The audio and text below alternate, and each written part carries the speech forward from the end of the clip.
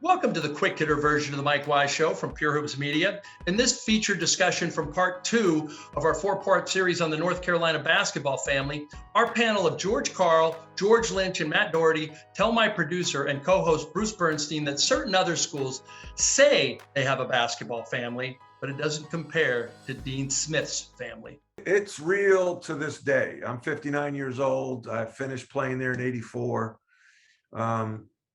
When I was being recruited, they had players from Long Island, Mitch Kupchak, Chris Brust, Jimmy Black was from New York City.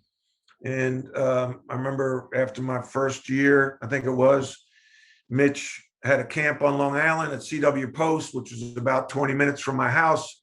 And I worked at his camp. And Mitch came to my house after camp to have dinner with my family. We grilled burgers. We joke. Mitch went to Burger King or McDonald's before he came to my house, had like 3 Big Macs because he has a big appetite and didn't want he had like a pregame before the game, so he wouldn't eat us at a house at home.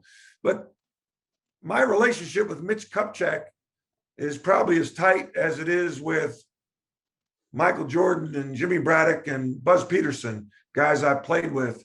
Michael Corrin, one of my favorite players of all time, and one of the reasons I fell in love with North Carolina. George Lynch. George and I do a podcast together. I called the basketball office yesterday, called Sean May, who I recruited and coached at North Carolina.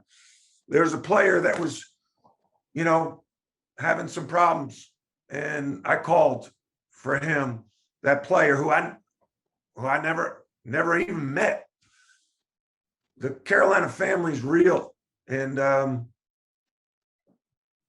think it creates a lot of jealousy with a lot of other teams because nobody's got it like we've got it. George Lynch, Duke tried to copy this, didn't they? But it's not quite the same with those Dukies, is it? No, not at all. When you sent that brotherhood message earlier, it kind of took me back to, I was in Chapel Hill maybe a couple of years ago, and we were sitting around, and a couple other guys, like Coach Doherty said, I'd never played with. I knew him, and I knew him just by being a part of the family.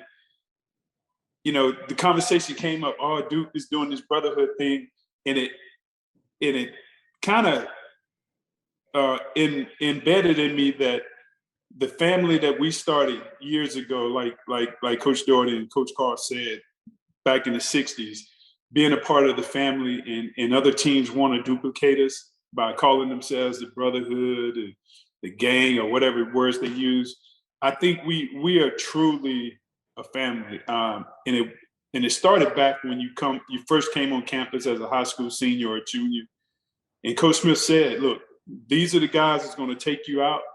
They're going to recruit you, and if they like you enough to bring you a part of the family, then we will have you as a team.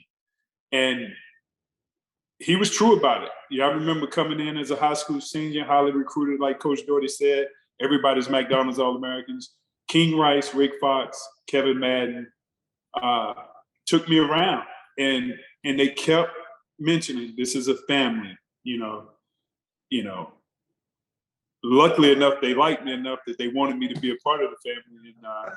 And then I continue to remember me being a junior and senior, taking the freshmen out in high school season. That's how we recruited them on being a part of the family. Coach Karl, you're the older brother in this version of the family in this show here. What does the UNC family mean to you? And can it, it's often copied, but never really duplicated, right? I don't think we're giving enough service. I mean, Matt and George are telling good stories, but it's unbelievable. The connection and loyalty and love for a university because of a man that taught us about how to grow up and how to be a man. And the stories are all over the place. I mean, as I said, I go back to the 1957 championship team. They think I'm the greatest guy in the world. And then, if you see a player, from North Carolina, we always exchange at least a conversation, but usually a long conversation. There is a connection, a unity, a loyalty, and a dedication to whatever we can do to continue the legacy of Coach Smith. And I'll also say, I think Coach Guthridge and Coach Williams, I mean, all three of them are true Tar Heel coaches that we love, and we will do anything for. Anything. The loyalty is unbelievable. The friendships are unbelievable. The commitment to one another is unbelievable. I mean, Coach Smith called me up, I think 3 or 4 times. And I think everybody knows I'm somewhat of a liberal guy. And he wanted me to write a check for some Republican North Carolina guys that played in 1957 or 58. And, you know, I never said no. I always wrote the check. I mean, if he wanted me to help a guy out that was a Tar Heel, we're going to do it. And the stories are just legendary. I think Coach Williams and Coach Guthridge did a great job of bringing us all back there in some way or some manner. We're going to have the Doug Moe Golf Invitation for the last time this year that Coach Smith started and Coach Brown started probably 30 years ago. And we go to Pinehurst every summer, and about 10 to 15 of us, mostly Carolina guys, but also some NBA guys. And we get together and we play golf. And Coach Smith used to be the leader of that. Coach Guthridge used to be the leader of that. I remember Coach Guthridge and Coach Smith getting into fights about, where we should tee off from, and getting into fights about the length of the leather on your putter for a gimme. I mean, I loved it because Coach Smith and Coach Guthridge they act like they're not competitive, but to be honest with you, they're competitive SOBs to a big time level. And they didn't. You couldn't play for Coach Smith if you weren't competitive. If you'd like to hear more, please check out the full version of part 2 of our special 4-part Mike Wise show on the North Carolina basketball family from Pure Hoops Media.